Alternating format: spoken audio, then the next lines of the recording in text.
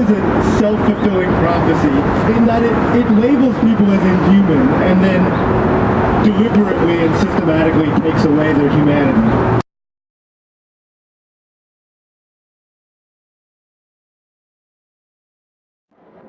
Special administrative measures and communication management units are the words that our government use today for political prisons. Prisoners are subject to extreme limitations on their communications, even with their own lawyers. And these restrictions are not used as a disciplinary matter. Rather, they're used simply because of who the prisoners are or what they represent. It seems likely even that, it's not a surprise that the communication management units are housed primarily with Muslims. In fact, it seems that they're actually they're putting animal rights activists now in communication management units to kind of dilute the Muslim pool so they can say it's not just Muslims. But the thread of political prisoners remains the same. So I'm here with our National Lawyers Guild recently started the Muslim Defense Project, and largely as a response to so many of these revelations that came out through the AP stories.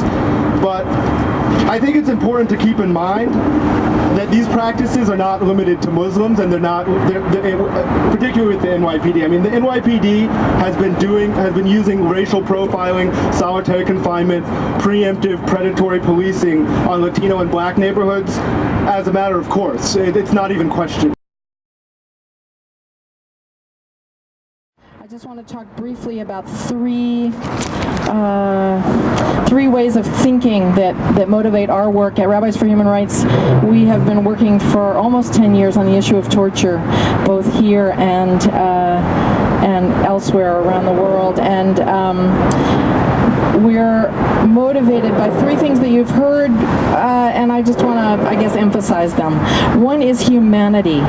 We go back all the time to the beginning of our Torah's teaching that say that all people are created in the image of God, and the most effective way that every oppressive regime works is to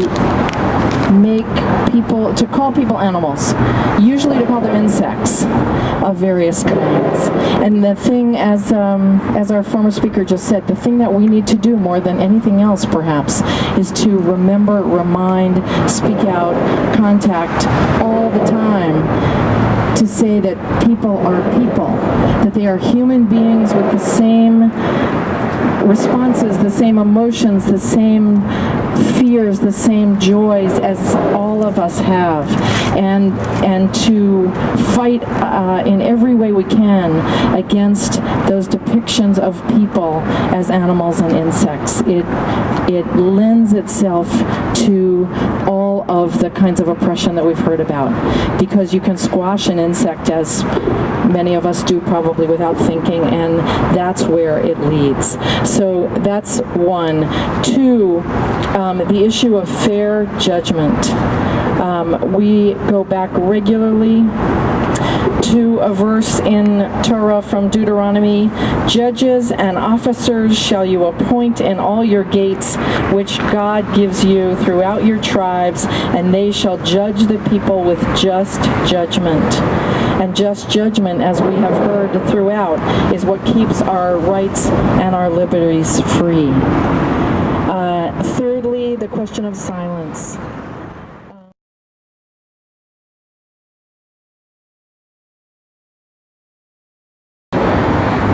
Immediately after 9/11 hit, we set up a hotline, a phone hotline, to which families started calling. We were getting about 20, 30, 40 calls per day about their loved ones having disappeared. The police coming to their homes, taking them away, and 3 days later them not knowing where they are. Or their husband having gone to work and having not come back for 5, 6 days. Because we had already been doing work with detainees in New Jersey, we had an extensive communication network with the prisons in New Jersey. We were able to locate most of those people, and were the first organization inside, and organized with several hundred of those detainees. But there were some detainees, when their families called, we could not locate them. And it took us a couple of months months to figure out that they were not being held in the New Jersey county jails, but they were being held at the secret location right here. And so we started organizing with their families. When the rallies were started here by a broad coalition, we were part of that effort. And what we really prioritized was making sure that those families who had their loved ones inside were at the forefront of that struggle, that their voices and their experiences were prioritized. The families of Shakir Baloch, the families of Ansar Mahmoud, the other families that people here have mentioned, that their voices were at the front. So one of the main ways that they dehumanize people is by silencing people's voices. And sometimes we replicate that ourselves when we say these people shouldn't speak for themselves. We should let the media speak for us. We should let the advocates speak for us. Those voices have to be at the front of the struggle.